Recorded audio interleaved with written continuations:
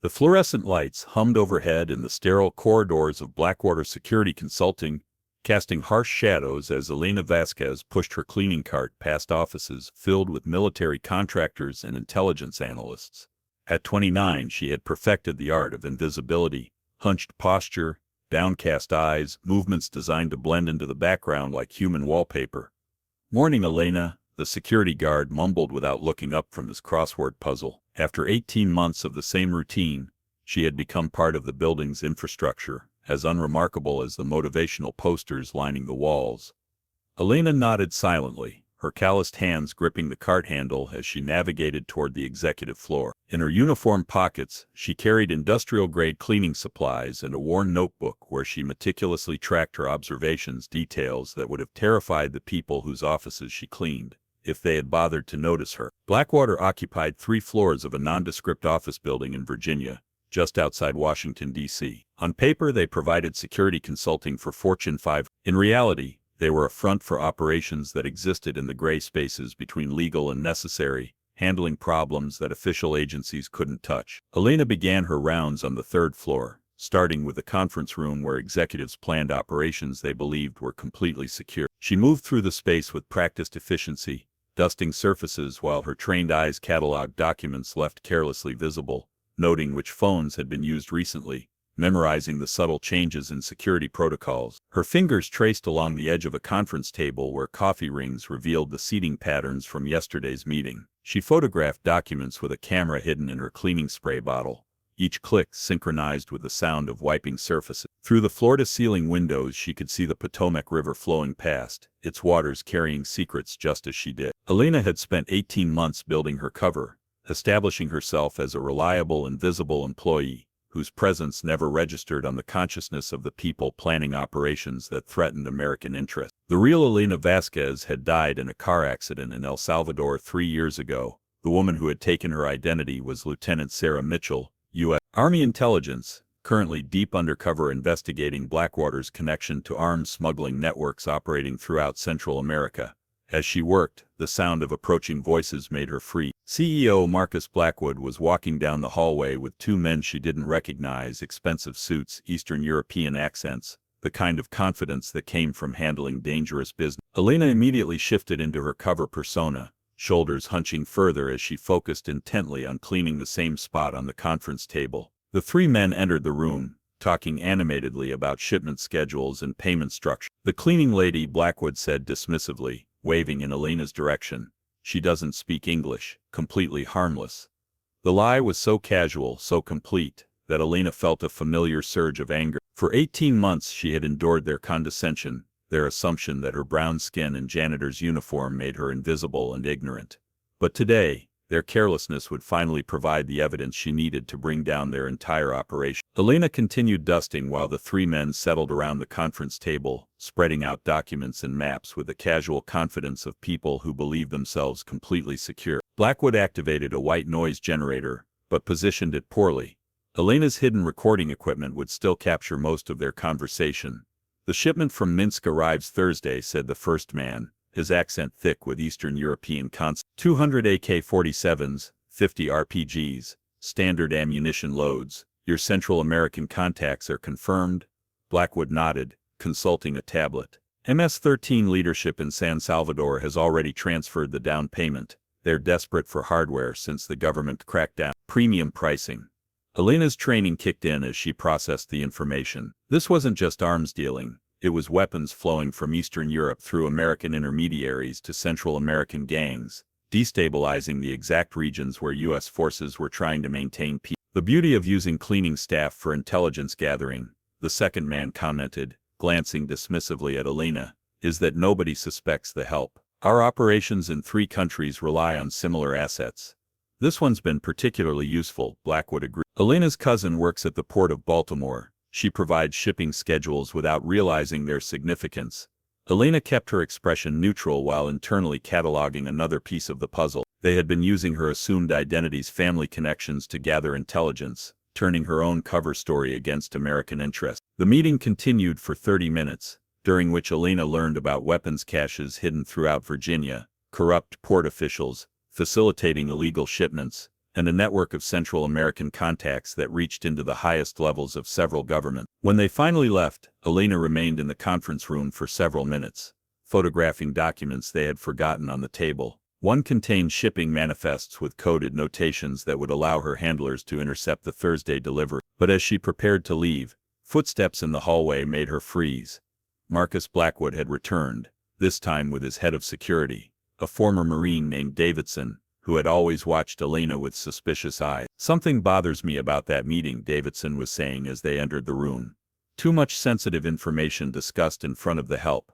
Elena immediately resumed cleaning, but her muscles tensed as Davidson approached her position. "Elena," he said sharply, "look at me." She raised her eyes reluctantly, maintaining the nervous demeanor she had cultivated for 18 months. "How long have you been working on this floor?" Davidson asked in Spanish. 18 months, sir," Elena replied in heavily accented English, deliberately mangling the pronunciation. "I clean good, no problems." Davidson studied her face intently. "Something's different about you lately. More aware, like you're paying attention to things that aren't your business." Elena's heart rate increased, but her training helped. She had been in more dangerous situations than this, facing enemy interrogators who made Davidson look like an amateur. "I no understand, sir. I just clean offices, go home to family." But Davidson's expression suggested he wasn't entirely convinced. Davidson continued studying Elena's face with the intensity of someone who had survived by reading people correctly. Behind his eyes, she could see wheels turning, instincts developed through multiple combat deployments beginning to sound alarms. "Where in El Salvador are you from?" he asked suddenly, switching to Spanish. Elena had prepared for this question countless times. "San Miguel," she replied, using the accent patterns her linguistics training had perfected. "My family has a small farm there." "I was stationed in San Miguel for 6 months," Davidson said, his voice taking on a dangerous edge. "What's the name of the main church?" Elena felt sweat forming beneath her uniform, but her voice remained steady. "Catedral de San Miguel Arcangel. Very beautiful, but old." Davidson nodded slowly, but his suspicion hadn't diminished. "And your cousin at the port of Baltimore?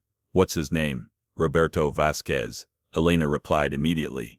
"My mother's sister's son. He works with the big ship." The truth was that Roberto Vasquez was a completely fictional character, but Elena had spent months building documentation to support his existence. If Davidson decided to investigate, he would find employment records, social media profiles, and even neighbors who could vouch for Roberto's existence. "I want you to call him," Davidson said suddenly. "Right now. Tell him I need to verify something about this week's shipping schedule." Elena's mind raced. This was the kind of test that could expose her entire operation, but before she could respond, Blackwood reappeared in the doorway. "Davidson, what's the delay? We need to prep for the afternoon meeting." "Just checking something about our cleaning lady," Davidson replied. "Call your cousin," he told Elena again. Elena pulled out a burner phone she kept for her cover identity and dialed a number that would route to a secure line handled by her support team. After 2 rings, a voice answered with a perfect Baltimore accent. "Roberto speaking." "Roberto, it's Elena. There's a man here who wants to ask about your work." Davidson took the phone. "Roberto, this is Davidson, from Elena's employer. I need to verify some information about Port of Baltimore operation." Elena held her breath as Davidson questioned the voice on the other end. Actually a trained intelligence operative who had spent weeks preparing for exactly this scenario. The conversation lasted 3 minutes, covering shipping schedules, port procedures, and local Baltimore references that would satisfy most investigators. When Davidson handed the phone back, his expression had relaxed slightly, but not completely. "Your cousin seems legitimate," he admitted. "But I'm still watching you, Elena. Something feels off." As Davidson and Blackwood left the conference room, Elena realized her timeline had just accelerated dramatically. If Davidson's suspicions continued growing, her entire mission could be compromised before she could gather the evidence needed to expose Blackwood's operation. She had perhaps 48 hours before her cover would be blown completely. Time enough for one final gambit that would either secure the evidence she needed, or destroy everything she had worked 18 months to build. That evening, Elena sat in her modest apartment in Arlington, staring at a wall covered with photographs, documents, and connection strings that mapped out Blackwood's entire operation. To any observer, it would look like the work of an obsessed conspiracy theorist.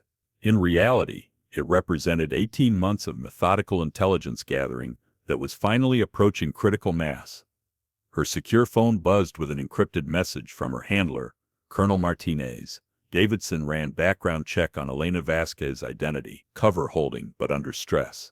Recommend extraction within 72 hours. Elena typed back. Negative. Thursday shipment represents breakthrough opportunity. Request 96-hour extension. The response came quickly. Too dangerous. Davidson's previous experience includes counterintelligence. He'll expose you. Elena studied the intelligence board, focusing on the shipping manifest she had photographed that afternoon. Thursday's weapons delivery represented more than just evidence. It was the keystone that would bring down an entire network of illegal arms trafficking that stretched from Eastern Europe to Central America. She made her decision and typed, "Understood risk. Mission takes priority. Will deliver package Thursday night regardless." 3 dots appeared as Martinez typed his response. "Sarah, this isn't worth your life." For a moment Elena allowed herself to remember her real name. Lieutenant Sarah Mitchell, U.S. Army Intelligence, daughter of a career Marine, sister to 2 brothers currently serving overseas. But for 18 months, she had been Elena Vasquez, invisible cleaning lady. Perfect cover for the most sensitive intelligence operation of her career. "It is worth it," she typed back. "These weapons will kill American soldiers if we don't stop them here." The next morning, Elena arrived at Blackwater with a plan that balanced maximum intelligence gathering with minimum exposure risk. She had modified her cleaning cart to include additional recording equipment and had practiced a dozen different scenarios for accessing Blackwood's private office. Davidson was waiting in the lobby when she arrived, his presence no coincidence. "Elena," he called out, "I need you to clean the 2nd floor today, instead of your usual route." Elena nodded obediently, but internally recognized the test. Davidson was changing her routine to see how she would react, watching for signs that she had specific interest in particular areas of the building. "Of course, sir. Whatever you need."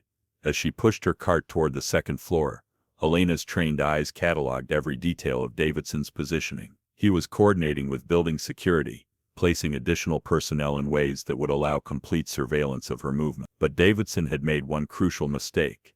By forcing her to the 2nd floor, he had inadvertently given her access to the building's main server room, a restricted area where Blackwood's operations stored its most sensitive digital communication. Elena spent the morning cleaning offices on the 2nd floor, while carefully mapping the security protocols protecting the server room. By lunch, she had identified a 15-minute window when she could access the servers without triggering automated alert. Tonight, she would either complete her mission or die trying. Elena returned to Blackwater at 11:47 p.m., using the security codes she had memorized from watching night guards enter them during her evening cleaning shift. The building's after-hours security consisted of 2 guards, one stationed in the lobby, the other making rounds every 30 minutes. She had 14 minutes to reach the server room, extract the data, and disappear before the next security sweep. Elena moved through the darkened corridors with the fluid precision of someone who had spent months memorizing every floor tile, every security camera angle, every blind spot in the building's surveillance network. Her black clothing and tactical gear replaced the janitor's uniform, but her movements remained those of the invisible cleaning lady, who could navigate the building without triggering a single alarm. The server room required 2 forms of access: a keycard she had cloned from the IT manager's badge, and a biometric scanner that had taken her weeks to bypass using latex fingerprints created from prints she had lifted during her cleaning duty. As the heavy door clicked open, Elena felt the familiar surge of adrenaline that came with high-stakes operations. The server room hummed with the sound of dozens of machines processing the digital communications that kept Blackwood's operation running. Elena connected her extraction device to the main server, initiating a download of encrypted files that would expose not just Thursday's weapons shipment, but the entire network of illegal arms sales stretching across 3 continents. The progress bar showed 8 minutes remaining, cutting it dangerously close to the security sweep. While the download continued, Elena photographed physical documents stored in filing cabinets within the server room, financial records showing payments to corrupt officials, shipping manifests detailing weapons transfers, communication logs that would implicate dozens of co-conspirators. With 2 minutes remaining, the download complete, Elena disconnected her equipment and began moving toward the exit, when footsteps in the hallway made her freeze. Davidson's voice carried through the walls. "I want every room on this floor checked." Something triggered the motion sensors. Elena's blood ran cold. She had avoided all the motion sensors she knew about, But Davidson had clearly upgraded security without her knowledge. She was trapped in the server room, with evidence that could topple an international arms trafficking network, but no way to escape without exposure. Through the security camera monitor in the server room, she watched Davidson leading a team of guards through systematic room-by-room searches. They would reach her location in less than 3 minutes. Elena made a decision that would either save the mission or end her life. Instead of hiding, she activated the building's fire suppression system, triggering alarms throughout the facility, while simultaneously sending an encrypted burst transmission to her handlers containing all the data she had gathered. As chaos erupted throughout the building, Elena prepared for the confrontation she had been avoiding for 18 months. The invisible cleaning lady was about to become very visible indeed. The fire suppression system filled the corridors with chemical fog as Elena emerged from the server room, moving through the chaos with tactical precision. Emergency lights cast eerie shadows through the haze, creating perfect cover for someone trained in close quarters combat. Davidson's voice cut through the alarm noise. "Cut the fire system. This is a diversion." Elena had perhaps 90 seconds before building security would regain control and her escape routes would be sealed. She moved toward the stairwell, avoiding the elevator systems that would trap her between floors. But Davidson had anticipated her route. As she reached the stairwell door, it burst open to reveal the former Marine with 2 armed guards, their weapons drawn and ready. Well, Davidson said, his suspicions finally confirmed. Elena Vasquez, cleaning lady, or should I say Lieutenant Sarah Mitchell, U.S. Army Intelligence. Elena raised her hands slowly, but her mind was calculating distances, angles, cover position. The chemical fog provided concealment, but these men were professionals who wouldn't hesitate to shoot. "I don't know what you're talking about," Elena said, maintaining her accent despite the hopelessness of the deception. Davidson smiled coldly. "Roberto Vasquez doesn't exist. The phone number routes to a federal building in Quantico. Your fingerprints were professionally altered, and your family farm in San Miguel." He shook his head. "Burned down 6 years ago." Elena realized that Davidson had been investigating her for weeks, possibly months, building a case while allowing her to continue gathering intelligence. The question was whether he had discovered the scope of her mission before she could complete it. "The data you stole tonight," Davidson continued, "contains information that could compromise operations in 12 countries. People will die because of what you've done." "People are already dying," Elena replied, dropping the accent entirely. "Your weapons are killing American soldiers and innocent civilians throughout Central America. Geopolitics is complicated," Davidson said. "Sometimes stability requires backing the right strongmen, providing the right incentives. Your naive idealism doesn't understand the bigger picture." Elena felt her training taking over, combat reflexes honed through dozens of dangerous operations beginning to assert themselves. "The bigger picture includes arms dealers getting rich, while soldiers die." "I understand perfectly." Davidson gestured to his guard. "Take her to the basement holding room. Blackwood will want to question her personally before we dispose of the problem." As the guards moved forward, Elena made her choice. The mission was complete. The data had been transmitted to her handlers. The weapons shipment would be intercepted, and Blackwood's network would be exposed. But she had one final obligation, ensuring that she survived to testify about what she had discovered. The invisible cleaning lady disappeared forever as Lieutenant Sarah Mitchell, U.S. Army Intelligence, prepared to fight her way out of 18 months of deep cover. The fog provided perfect concealment for someone who had never forgotten how to be a warrior. Elena moved with explosive precision, using the chemical fog as cover, while her months of studying the building's layout provided tactical advantage. The first guard never saw her coming. She disabled him with a blood choke that dropped him unconscious in seconds, his weapon transferring smoothly to her hands. Davidson's training kicked in immediately.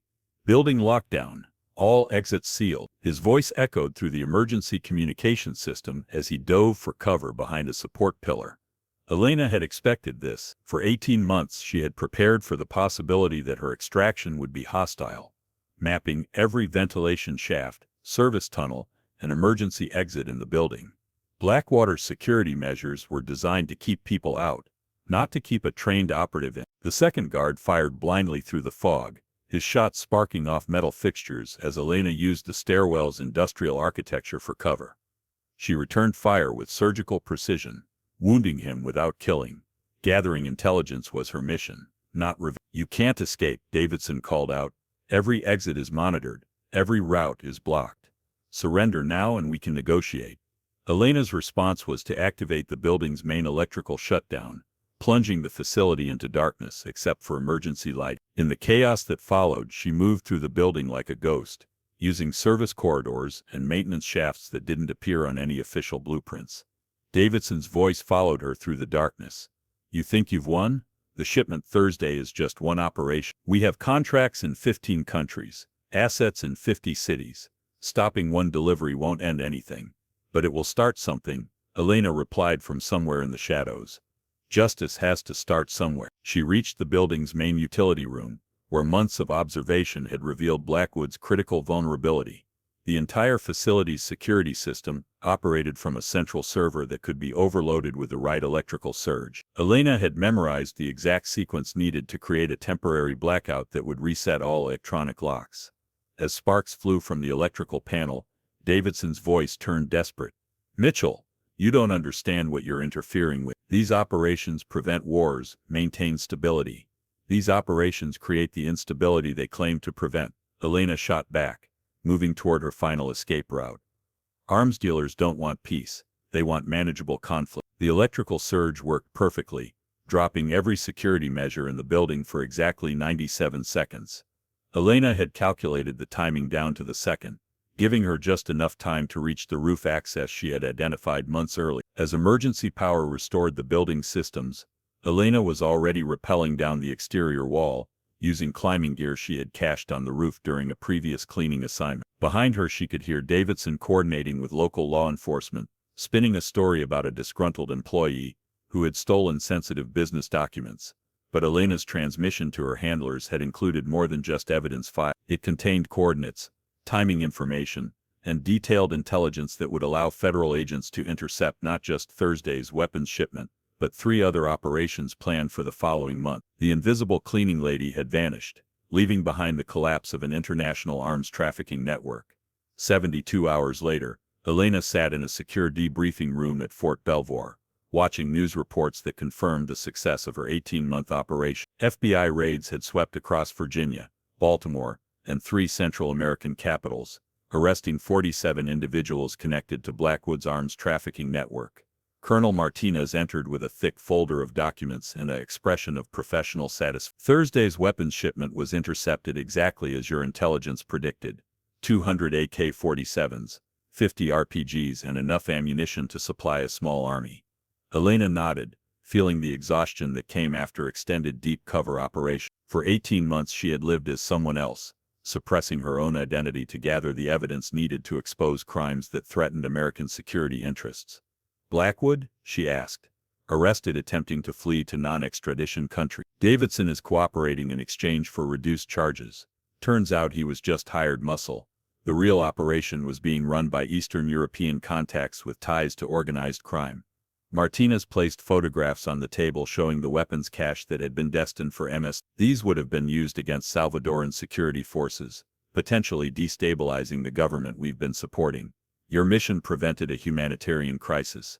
Elena studied the photographs, thinking about the cleaning lady persona she had maintained for so long. Elena Vasquez had been carefully constructed to be invisible, forgettable beneath notice. But that invisibility had been her greatest asset.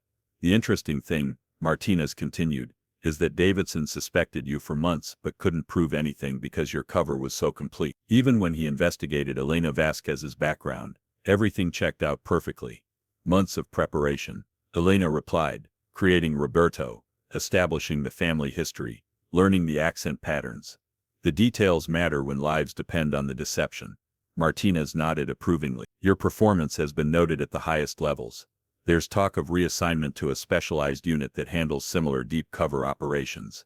Elena considered that 18 months of being invisible had taught her something about the value of watching from the shadows, of gathering intelligence while remaining unnoticed. But it had also reminded her that sometimes the most important battles were fought by people whose names would never appear in history books. "What happens to the real Elena Vasquez identity?" she asked. "Retired permanently. Sarah Mitchell returns to active duty with a commendation and promotion to captain." As Elena prepared to leave the debriefing room, Martinez handed her one final document.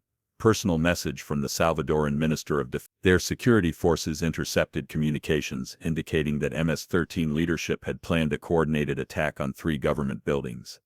Your intelligence prevented what could have been a successful coup attempt. Elena read the message, thinking about the invisible cleaning lady who had spent 18 months enduring condescension and dismissal while gathering evidence that would save lives in countries most Americans couldn't locate on a map. Sometimes the most important victories were won by people no one remembered to thank.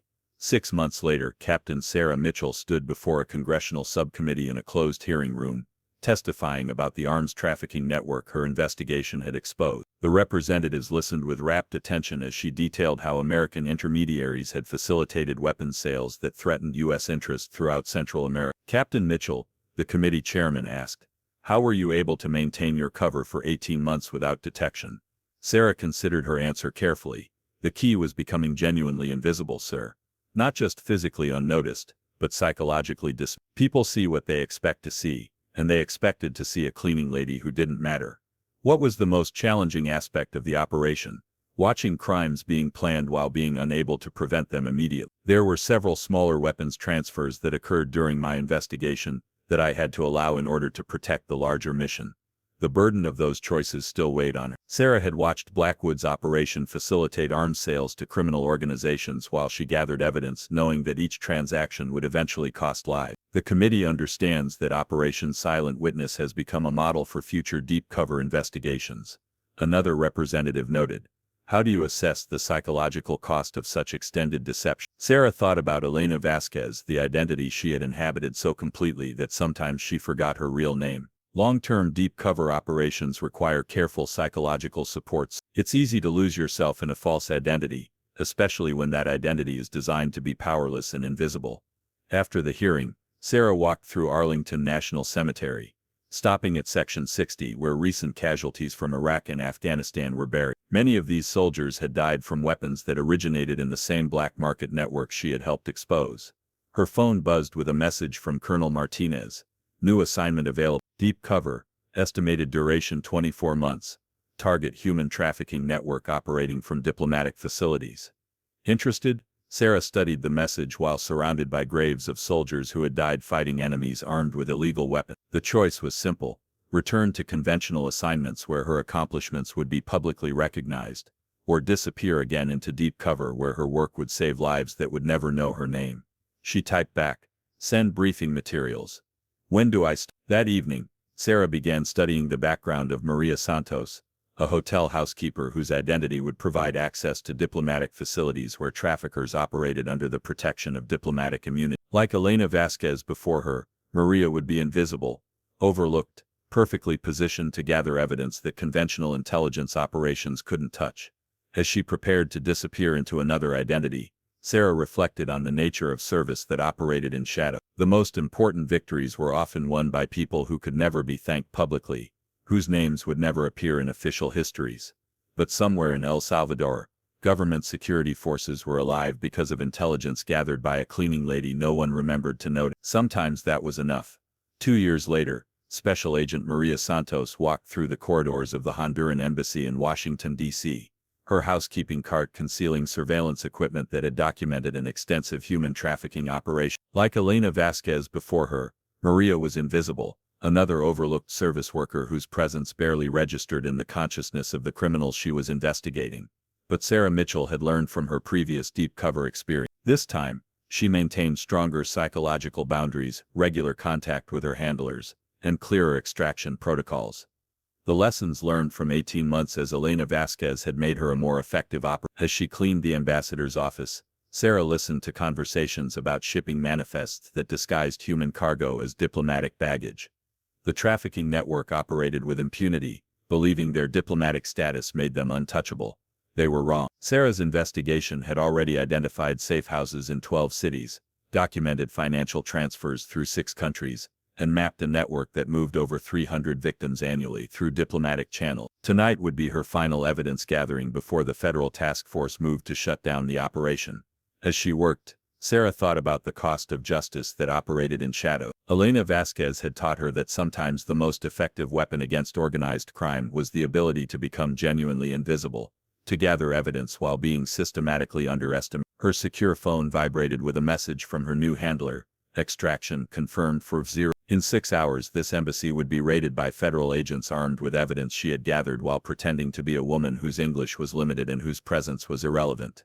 The traffickers would never understand how their operation had been exposed. They would blame security failures, communication intercepts, financial investigations, anything except the possibility that their housekeeper had been documenting their crimes for 2 years. As Sarah prepared for extraction, she reflected on the evolution of her career. She had discovered a calling that combined her intelligence training with a talent for becoming invisible, for gathering evidence in situations where conventional investigation was impossible. After tonight, Maria Santos would disappear forever, just as Elena Vasquez had before her. But the intelligence network Sarah had exposed would save hundreds of lives, prevent countless crimes, and protect American interests in ways that would never be publicly acknowledged. 3 days later, Captain Sarah Mitchell received orders for her next assignment, a defense contractor suspected of selling classified technology to hostile foreign government. Her cover identity would be Rebecca Park, a night shift security guard whose access to secure facilities would position her to document evidence of technological espionage. Sarah accepted the assignment without hesitation. She had found her purpose in the shadows, protecting the innocent by becoming invisible among the guilty. Some heroes wore uniforms and received medals, others wore janitors' coveralls, and cleaned up corruption from the inside. Both served their country, only one would be remembered.